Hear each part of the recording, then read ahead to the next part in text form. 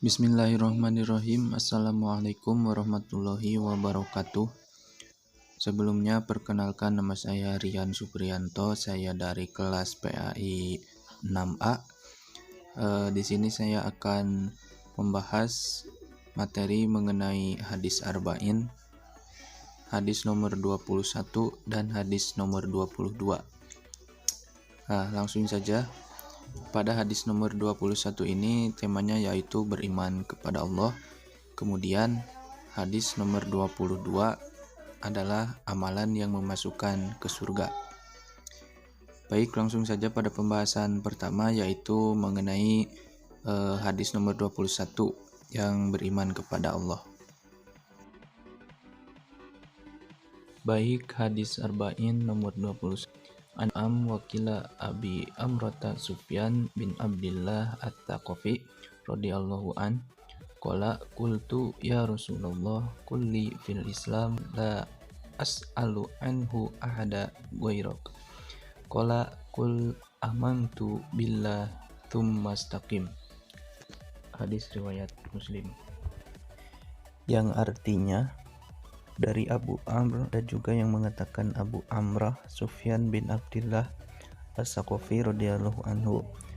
Dia berkata, saya berkata, wahai Rasulullah, katakan kepada saya tentang Islam sebuah perkataan yang tidak saya tanyakan kepada seorang pun selainmu.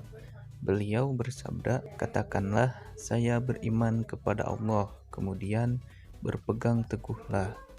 Hadis riwayat Sahih Muslim nomor 38. Kemudian masuk kepada syarah atau penjelasan dari hadis nomor 21 ini. Baik, untuk syarah yang pertama yaitu iman kepada Allah Ta'ala harus mendahului ketaatan. Jadi yang pertama-tama kita lakukan yaitu beriman kepada Allah. Kemudian yang kedua, amal soleh dapat menjaga keimanan. Ketiga, iman dan amal soleh keduanya harus dilaksanakan, karena ketika kita sudah beriman, alangkah lebih baiknya disertai dengan beramal baik dan melakukan amal soleh yang lainnya. Kemudian yang keempat, istiqomah merupakan derajat yang tinggi. Kemudian yang kelima, keinginan yang kuat dari para sahabat dalam menjaga agamanya dan merawat keimanannya. Kemudian yang terakhir yaitu perintah untuk istiqomah dalam tauhid dan ikhlas beribadah hanya kepada Allah semata hingga mati.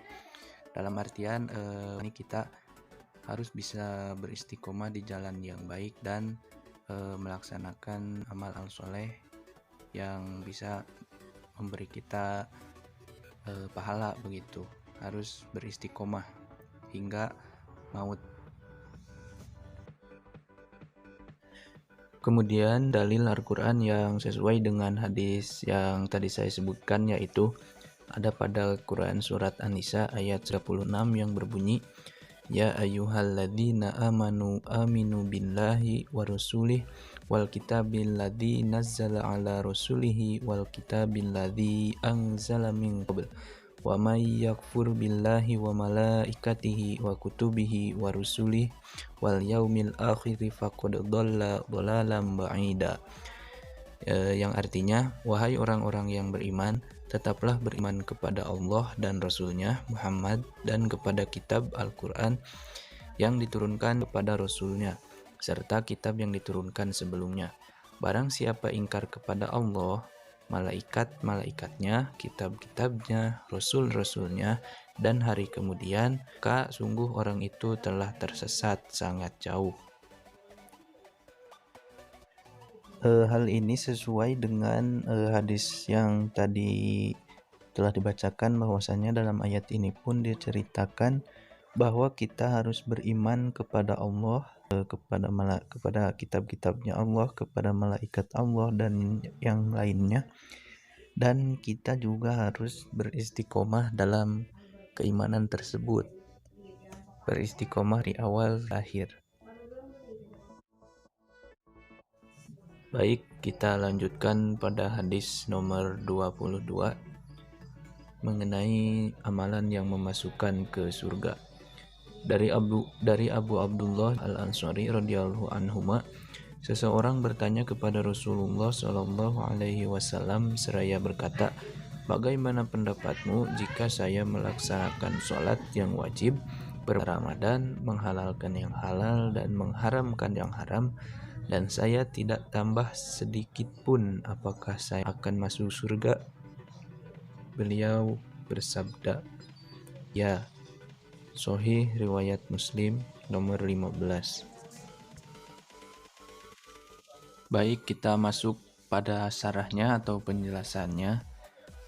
Jadi pada hadis tersebut dijelaskan tiap muslim dituntut untuk bertanya kepada ulama tentang syariat Islam, tentang kewajibannya dan apa yang dihalalkan dan diharamkan baginya jika hal tersebut tidak diketahuinya. Kemudian yang kedua, penghalalan dan pengharaman merupakan aturan syariat, jadi tidak ada yang berhak menentukannya kecuali Allah Ta'ala. Kemudian yang ketiga yaitu amal soleh merupakan sebab masuknya seseorang ke surga.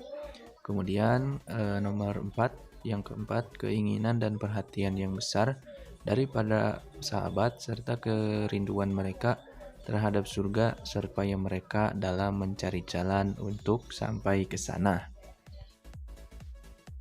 Jadi dapat dijelaskan bahwasanya dalam hadis tersebut kita diperintahkan untuk melaksanakan amalan-amalan yang telah dianjurkan oleh Rasulullah Shallallahu Alaihi Wasallam, serta kita harus menjauhi hal yang telah Allah haramkan, sehingga amalan-amalan tersebut bisa membawa kita masuk ke surganya Allah. Baik, mungkin cukup sekian pemaparan materi dari saya. Mohon maaf bila ada salah-salah kata, ada kekurangan yang lainnya, mohon diimaan. Terima kasih. Wassalamualaikum warahmatullahi wabarakatuh.